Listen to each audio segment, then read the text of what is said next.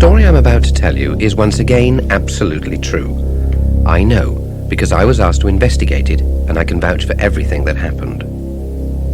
It all began some 14 or 15 years ago in a large Victorian house in South Manchester. It was tall, with a large porch which seemed perpetually dark. Inside, the hall was spacious and lined with wood, so that too seemed always dark. Off the hall were the doors to 3 rooms, and almost straight ahead there was a wide staircase. At the top of the first flight of stairs there was a small landing and a huge stained glass window, and then the stairs went back on themselves up to the main landing. Well, now that I've set the scene, let's get on to the story proper, and it's quite a nasty one. It happened in 1980 for the first time. The owner of the house, an old lady of 70-ish, was preparing to go to bed one night and had just checked that all the doors and windows were securely locked. As she turned from the front door to go up the stairs, she suddenly noticed a horrible smell. It was so bad that she gagged from it. And as she stood there trying to locate the source of this smell, she noticed what looked like a sort of mist creeping its way slowly down the stairs. It slithered its way towards the by now terrified woman, and the smell seemed to be getting worse. It was like a rancid rubbish tip suffering from an excess of heat. And not only was the smell getting worse, but the atmosphere began to get very heavy and intensely cold. Whether this was actually happening or it was her imagination, she didn't know. All she did know was that she was so terrified she just wanted to get away from whatever was happening. But as so often happens in cases like this, she just couldn't get the front door unlocked. Her fingers wouldn't function properly. Then the terror seemed to take her over, and despite herself, she found that she was slowly turning round to face the stairs where the mist was coming from. But when she'd come completely round, much to her relief, there was nothing there, and the mist had disappeared. But the sense of menace and the horrible smell hadn't. But gradually, those two sensations also went, and the temperature returned to normal, so she decided to stop being foolish and go on up to bed. The next night, however, the same thing descended. It was like walking into a large fridge. It seemed to seep into her very bones, making it almost impossible to move her legs and arms. By now, the lady was very confused. Trying desperately to overcome any fear she had, she made her way to the stairs and dragged herself up them and to her bed. The next morning, she rang her sister, who lived a few miles away, and asked her if she would stay the night, as she was nervous. When her sister asked her what she was nervous about, the old lady told her, and was met with a certain amount of disbelief. Nevertheless, her sister agreed to come on over for a few days. That night, as they were both preparing to go to bed, it happened again. Only this time it took on a new dimension. Because as they just locked the front door, they both became aware of the smell and the sense of menace. And they both were almost forced to turn towards the stairs, almost against their will.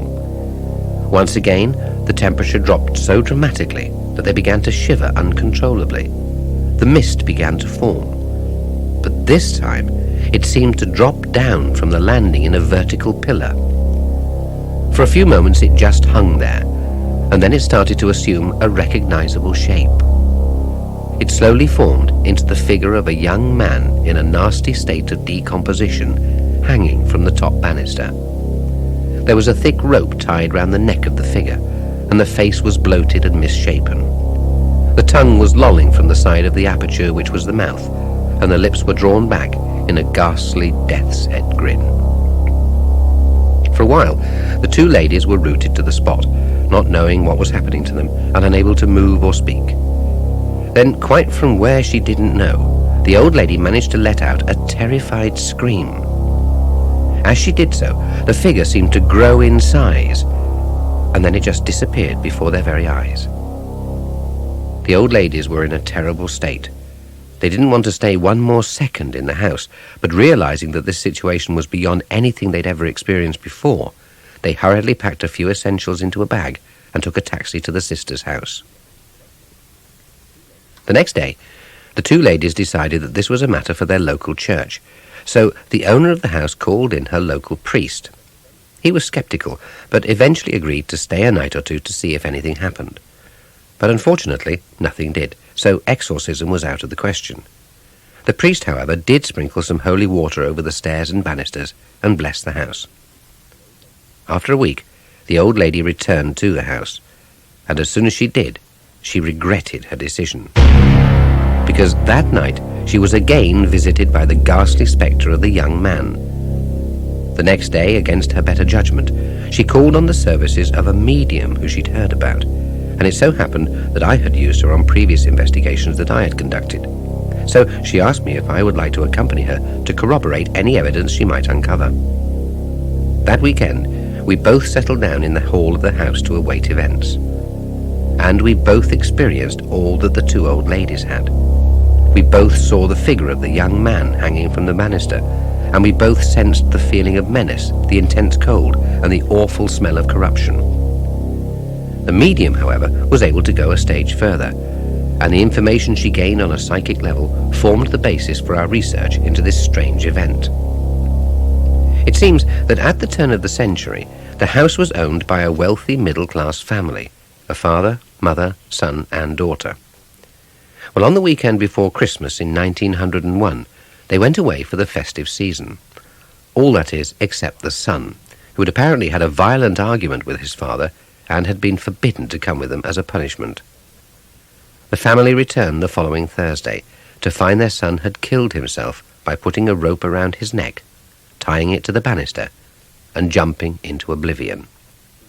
When he was found, he was in an advanced state of decomposition, and the whole house was pervaded with the smell of rotting flesh.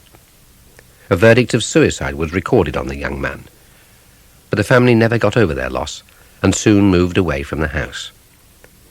But it seems that the distraught spirit of their son remained to inhabit the last known earthly place it had lived in. Just why the apparition took so long to manifest itself, no one knows. But even though the medium and myself conducted a psychic rescue for the poor spirit of the young man, the sense of menace remained, although it did develop into a sense of despair and unhappiness.